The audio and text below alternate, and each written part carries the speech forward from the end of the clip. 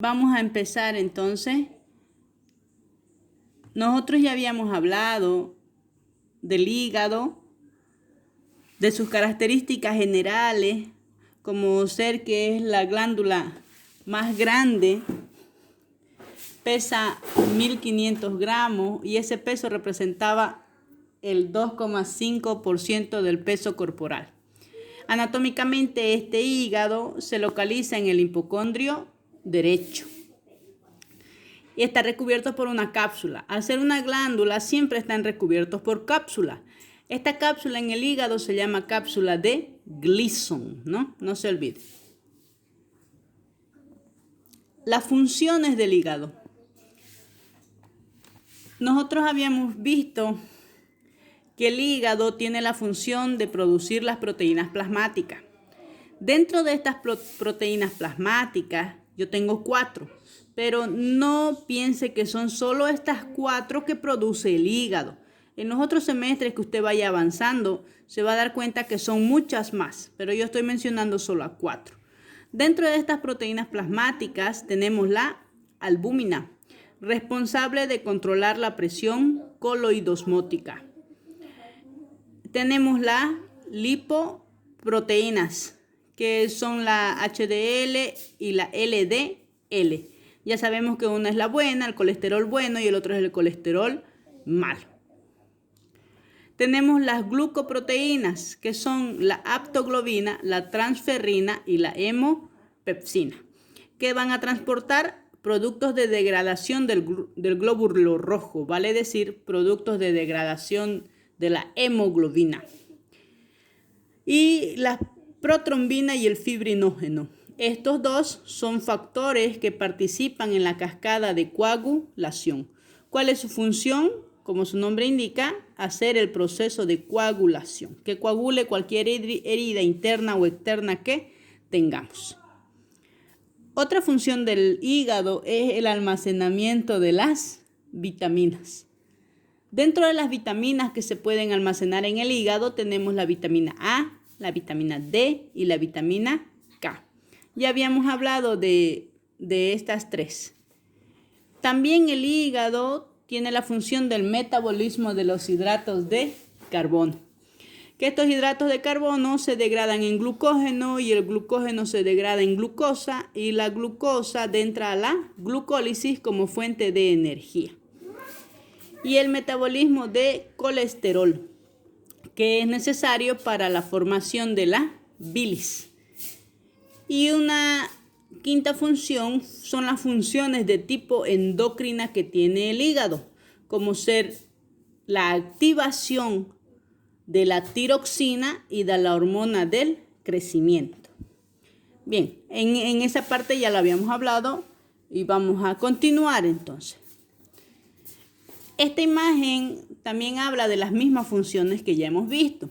Formación de la bilis a través del colesterol, la síntesis de proteínas, como las proteínas plasmáticas, la síntesis de factores de coagulación, como el fibrinógeno y la protrombina, la producción de cuerpos cetónicos, que no es nada más que la degradación de las proteínas, como una tercera fuente de energía.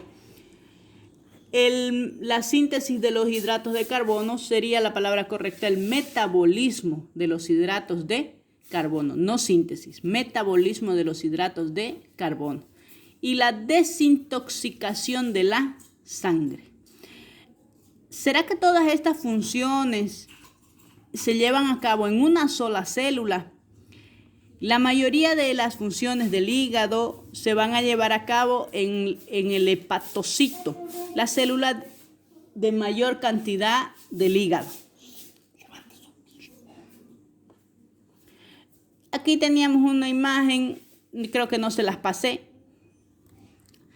que vendría a ser de la LDL y de la HDL. La LDL venía a ser el colesterol malo, como habíamos explicado, ¿no? Que era el que transportaba el colesterol desde el hígado hasta los otros órganos. En ese viaje de transportar puede depositarse esta LDL en la capa interna de los vasos sanguíneos llegando a producir ¿qué? Una alteración en el flujo de la sangre. Porque si este vaso sanguíneo tiene algo que está impidiendo el flujo de la sangre normal, esto va a repercutir en la salud de las personas. Este acúmulo de LDL se conoce con el nombre de ateroma o ateroesclerosis, que usted va a conocer más adelante en los próximos semestres. Esta placa de ateroma es responsable de la formación de trombos. Y cuando un trombo se forma y ese trombo se rompe, un pedazo de ese trombo, a esa parte que está suelta se conoce con el nombre de émbolo. Y ese pedazo suelto sigue circulando por el vaso sanguíneo y va a llegar a producir lo que conocemos como embolia. De ahí que nosotros tenemos un antagonista o el contrario del LDL viene a ser el HDL o el colesterol bueno, que vendría a retirar el colesterol que está en los vasos sanguíneos. Entonces yo tengo que tener niveles de LDL y HDL dentro de los límites normales. Usted en bioquímica va a aprender cuántos son los valores normales de estos dos. Cuando yo tengo exagerado LDL, ¿cuál es la consecuencia? Tengo más riesgo ¿de qué? De sufrir embolias. Entonces, ¿quién es el que debe estar en mayor cantidad? El HDL, es el que me asegura que mis vasos sanguíneos estén limpios. Aquí tenemos una imagen de lo que es un edema. Como ya habíamos hablado, hay edemas en miembros inferiores, que se observa mucho, y también tenemos edema en la región periorbitaria, ¿no? Y ya sabemos que cuando vemos edema, el responsable es una proteína, la albúmina. Y la deficiencia de esta proteína puede ser por una insuficiencia hepática o por una insuficiencia renal. Y recordarles también que hay edemas de causa cardíaca. Bien, vamos a continuar ahora sí. Hace rato era la introducción. Continuamos. La irrigación del hígado. El hígado recibe una doble irrigación. El 25% de la sangre que entra al hígado,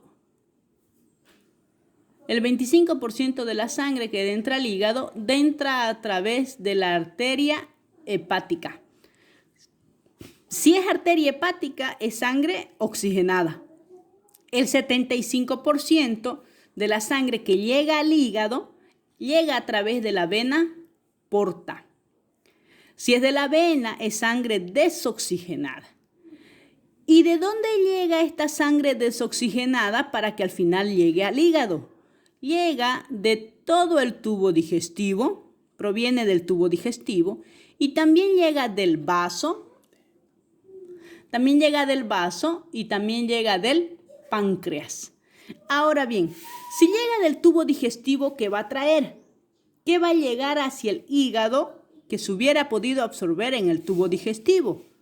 ¿Pueden llegar los diferentes nutrientes? Sí, porque en el intestino delgado, a través de las estructuras que aumentan el diámetro de absorción, van a absorberse nutrientes.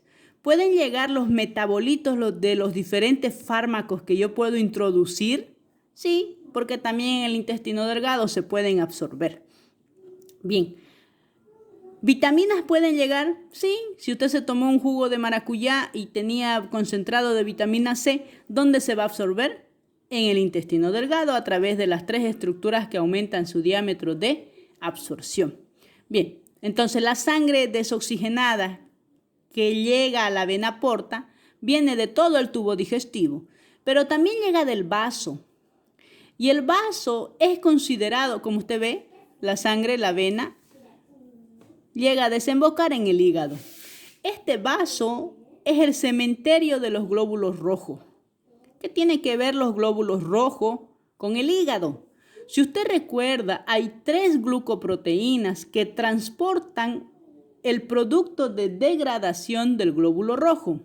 Entonces, Si estamos diciendo que el vaso es el cementerio de los glóbulos rojos, los productos de degradación por la muerte de ese glóbulo rojo van a llegar por la vena porta hacia el hígado. Y esas 3 glucoproteínas que se producen en el hígado se encargan de transportarla. ¿De dónde más llega? Del páncreas. El páncreas es una glándula mixta. Tiene una porción endocrina y tiene una porción exócrina. ¿Cuál de las dos es la que llega a la vena porta? No puede ser la porción exócrina, porque la porción exócrina libera su contenido a la segunda porción del duodeno. Sería de la porción endocrina. ¿Y qué libera la porción endocrina del páncreas? 3 hormonas: insulina, glucagón y somatostatina. Entonces esas 3 hormonas a través de la vena porta llegan también al hígado.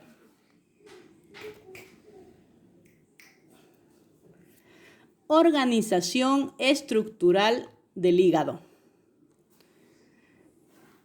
El hígado se organiza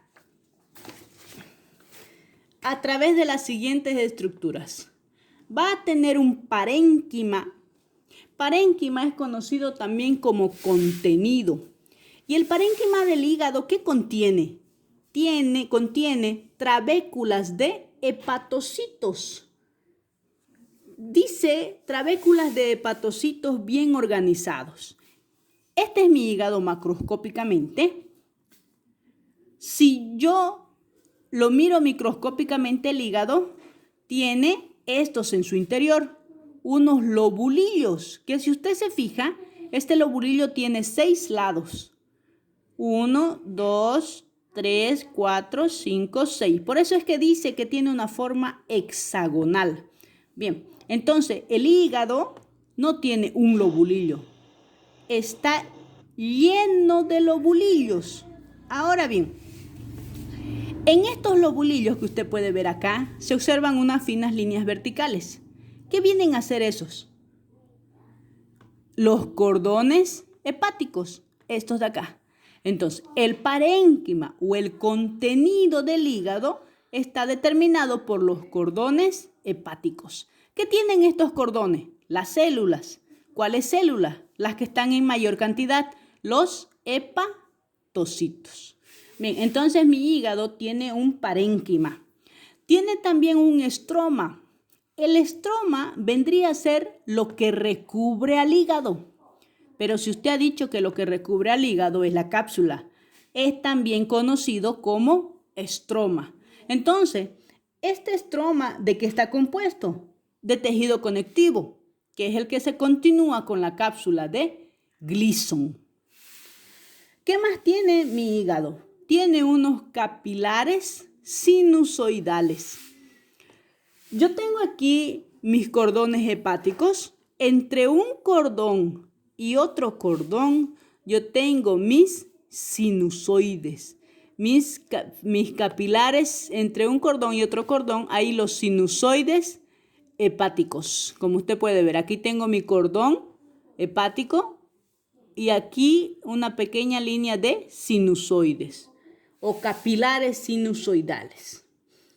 También hay un espacio perisinusoidal o también llamado espacio de Dice, que luego más adelante vamos a ver. Entonces tenemos parénquima, contenido, estroma o cápsula, capilares sinusoidales y un espacio de Dice. Bien. En el hígado, como ya habíamos dicho, vamos a tener estos lobulillos. Pero existen 3 tipos, que son el lobulillo clásico, el lobulillo portal y el acino hepático. Ahora bien, la unidad funcional del hígado viene a ser el acino hepático. Enseguida vamos a hablar de este. Empezamos con el lobulillo clásico. Como ya hemos dicho, el lobulillo clásico tiene una forma hexagonal. ¿Qué hay en el interior de estos lobulillos? las trabéculas de hepatocitos. Aquí están los hepatocitos, ¿no? Entonces, el hígado no tiene un lobulillo, tiene muchos lobulillos en su interior. Bien, en cada punta del hexágono, porque el lobulillo tiene 6 lados, en cada punta del hexágono hay un espacio portal, también conocido como la tríada portal. ¿Y de qué está compuesta la tríada? Como su nombre indica, va a tener 3 componentes. Va a tener la arteria hepática, la vena porta y el conducto biliar. Yo puedo ver aquí yo tengo un lobulillo clásico. Si usted se fija, en cada punta hay 3 componentes. 3, 3, 3, 3, 3. Y aquí está un poco más amplia la imagen.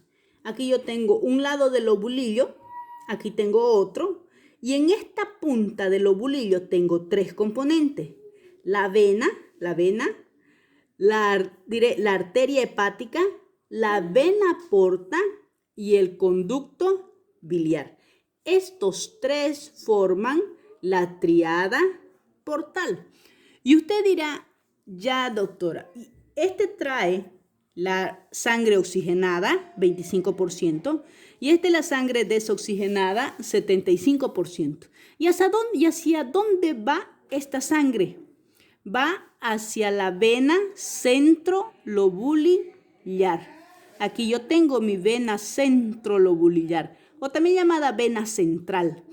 Entonces, si usted se fija aquí, todos los lobulillos en su centro tienen esa vena central o vena centrolobulillar. La sangre, por lo tanto, viene desde acá, desde la tríada portal, hacia la vena central. ¿Y el conducto biliar qué transporta? Si estos dos transportan sangre, este conducto biliar ¿qué transporta? Él transporta la bilis. ¿Y va en la misma dirección? No. La bilis va en dirección opuesta. Por eso es que dice que la sangre tiene un recorrido, el contenido del hígado tiene un recorrido bidireccional, que van en 2 direcciones. La bilis, por lo tanto, pasa de los hepatocitos hacia el conducto biliar y va en dirección opuesta a la sangre. La sangre va hacia la vena central y la bilis va hacia el conducto biliar. Bien. Microscópicamente, ¿se pueden ver estos lobulillos clásicos? Sí. ¿Se pueden observar las tríadas portales? Sí, se observan las tríadas portales con sus 3 componentes. Y de ahí que cuando usted vea en el microscopio, usted puede encontrar 3 tríadas portales juntas.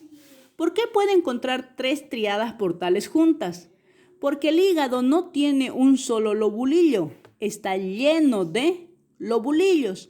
Entonces, si yo tomo como ejemplo este de acá, aquí tengo la punta de este lobulillo y también se fusiona con la punta de este otro lobulillo y la punta de este otro lobulillo. Entonces, en el microscopio, en esta zona, yo voy a poder observar 3 tríadas portales. Bien, también tenemos nosotros un lobulillo portal. El lobulillo portal no es nada más que la fusión de 3 venas centrales que forman un triángulo entre los 3 lobulillos clásicos. Y tenemos un acino hepático. El acino hepático está formado por las venas centrales y las tríadas portales. La forma que tiene este acino generalmente es una forma de un rombo. Ahora bien, la parte de aquí importante es que este acino hepático se va a dividir en 3 zonas. Va a tener 3 zonas. Zona 1, que es la que va a estar más próxima a la tríada portal. Zona 2 y la zona 3, La zona 3 estaría más en contacto con la vena central. ¿Y a este otro lado tengo las mismas zonas? Sí, aquí voy a tener la zona 1, la zona 2 y la zona 3. Si lo tratamos de ver un poco más amplio, podría ser aquí. Aquí yo tengo mi tríada portal, aquí mi vena central. Entonces nosotros vamos a tener la zona 1, la que está más próxima a la tríada portal, la zona 2 y la zona 3. La zona 3 es la que está más próxima a la vena central. Pregunta, ¿cuál de las tres zonas recibe mayor cantidad de oxígeno? Sería la zona 1. ¿Por qué la zona 1? Porque es la que está más próximo a la tríada portal. Y la tríada portal, un componente es la arteria hepática, que transporta el 25% de la sangre oxigenada que llega al hígado. Entonces, ¿cuál es la que está más alejada? La zona 3. La zona 3 es la que está más próximo a la vena central y es la que recibe la menor cantidad de oxígeno por la misma distancia que éste tiene que recorrer. Esta parte que les explico es importante para el próximo semestre cuando usted llegue a patología 2, cuando llegue a la parte de las hepatopatías. La zona que sufre más rápidamente isquemia, ¿cuál va a ser? Va a ser la zona 3, ¿no? Porque es la que recibe la menor cantidad de oxígeno. Mientras que la zona 1, como va a recibir la mayor cantidad de oxígeno, es la que menos se afecta en situaciones de isquemia o disminución de oxígeno. Bien. Continuamos para terminar de una vez. Y estas venas centrales, estas venas, porque no es una vena, son varias venas que están en los lobulillos. Estas venas centrales, ¿dónde confluyen? Las venas centrales se confluyen llegando a formar una vena denominada la vena sublobular. Y las venas sublobulillares se fusionan para formar las venas hepáticas. ¿Y la vena hepática dónde desemboca? En la vena cava inferior. ¿Y la vena cava inferior dónde confluye? En la aurícula derecha, ¿no? Y de ahí que nosotros conocemos la famosa circulación mayor y circulación menor, porque de la aurícula derecha pasa ¿a dónde? Al ventrículo derecho, al ventrículo derecho. Y del ventrículo derecho hacia los pulmones, por la arteria pulmonar. Y de los pulmones pasa por las venas pulmonares a la aurícula izquierda. Y de la aurícula izquierda hacia el ventrículo izquierdo. Y del ventrículo izquierdo pasa hacia la aorta. Y una vez está en la aorta, puede llegar a cualquier órgano, porque usted sabe que la aorta se divide anatómicamente. Bien, todas las sustancias que nosotros podemos ingerir a través del sistema digestivo van a llegar hacia su hígado. Y en su hígado van a llegar ¿por dónde? Por la arteria y por la vena hepática. ¿Y estas sustancias dónde entran? A los hepatocitos, que son las células de mayor cantidad. ¿Y cuántos tipos de células tenemos en el hígado? No solamente tenemos hepatocitos, tenemos 3 tipos de células. Voy a volver al contenido del Word que teníamos para poder continuar y que no nos falte ya esa parte.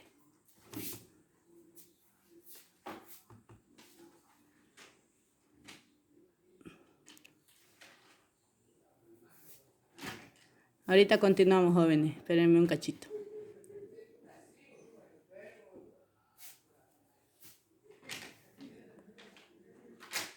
Aquí en la imagen, esta parte de acá está en la última diapositiva que hemos visto. Y aquí estaría con mayor amplitud el acino hepático, donde podemos ver la zona 1, que es la que está más próxima a la tríada portal, la zona 2, y la zona 3. La zona 3 es la zona más alejada de la tríada portal, por lo tanto, es la que tiene mayor riesgo de sufrir necrosis porque no le llega suficiente cantidad de oxígeno. La zona 1 es donde llega la mayor cantidad de oxígeno. ¿Debido a qué? Debido a que está en relación continua con la tríada portal. Entonces, dentro de las células del hígado tenemos 3. Los hepatocitos, las células de Ito y las células de Kupffer. Bien, los hepatocitos son los que están en mayor cantidad, representan un 80%. Ahí, ¿no? Representan un 80%. Son binucleados. ¿Qué quiere decir? Que tienen 2 núcleos. Si tienen 2 núcleos, ¿tienen mayor actividad? Por supuesto, porque si usted recuerda el primer semestre, los núcleos son donde se encuentra la cromatina y el nucleolo. ¿Y el nucleolo para qué me sirve? Es el lugar donde se sintetizan los ribosomas. ¿Y cuál es la función de los ribosomas? Sintetizar proteínas.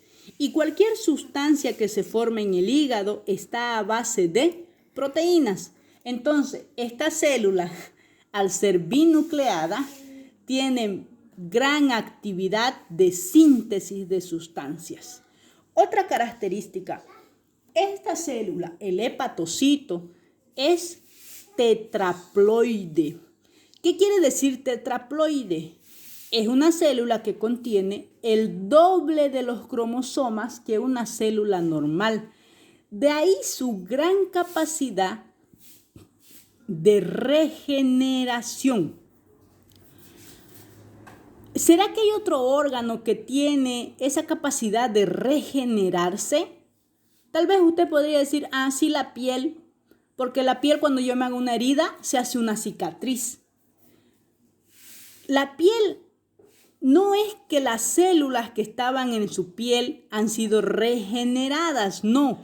Porque una célula, para que sea regenerada, la nueva célula tiene que cumplir la misma función que la que había antes. Cuando usted tiene una cicatriz, las zonas donde más notorias son es en el cuero cabelludo y en las cejas. Cuando usted tiene una cicatriz, claramente uno se da cuenta y dice, tenés una cicatriz ahí. ¿Por qué? Porque se nota que en esa zona ya no tiene usted los folículos pilosos o las cejas, ¿no es cierto? Entonces, quiere decir que esas nuevas células que se han producido en la cicatriz no son las mismas que habían antes. Porque si fueran las mismas, harían lo mismo que la que hacía la anterior que había. Pero el hepatocito sí tiene esa propiedad. Sí tiene esa propiedad de regenerarse. ¿Por qué se puede regenerar? Porque son células tetraploides. Entonces, cuando usted hace una resección quirúrgica de un lóbulo, porque ya usted sabe que el hígado se divide en 4 lóbulos, si usted retira un lóbulo del hígado, con el tiempo se va a regenerar nuevamente ese lóbulo que se perdió. Y ese lóbulo con sus nuevas células va a volver a cumplir la misma función que el que tenía antes. Sí, por eso estas células tienen la propiedad de regenerarse. Es el único órgano en el ser humano que puede hacer eso. Existen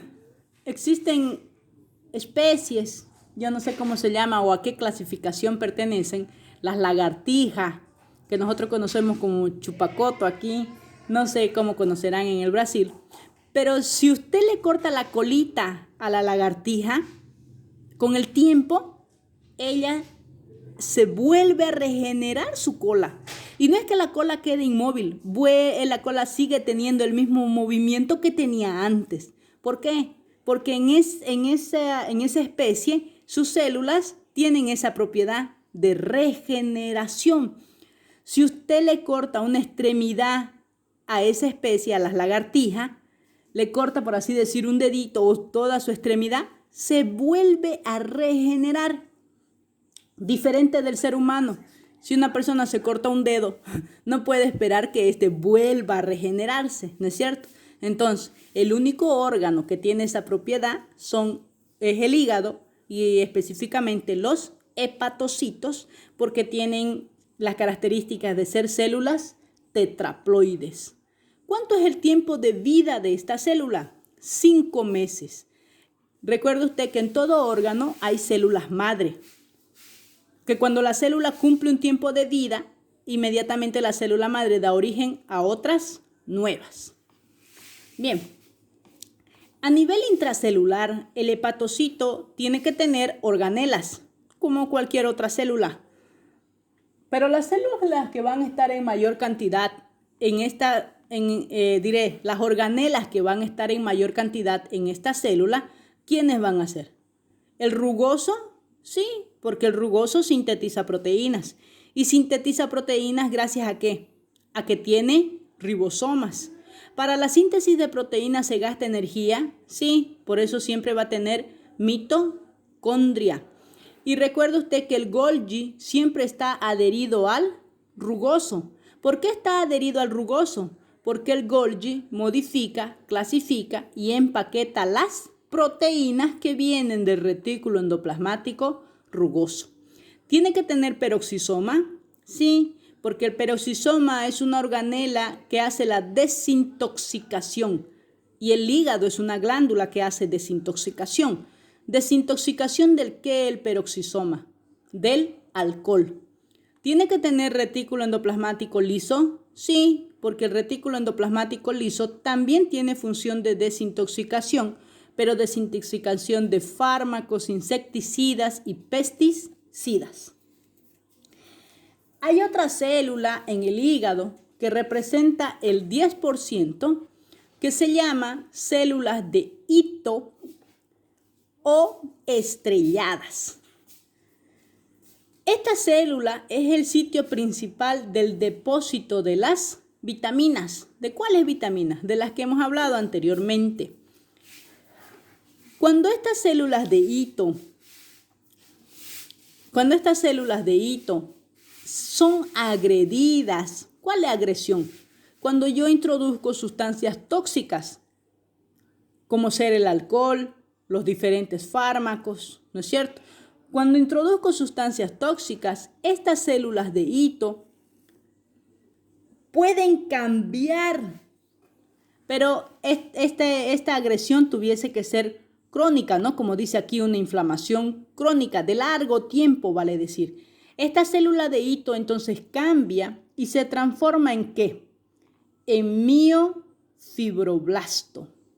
¿Ya había escuchado usted esta célula? Sí, habíamos escuchado del fibroblasto en el primer semestre, cuando hablamos que esta célula, como su nombre indica, va a producir fibras,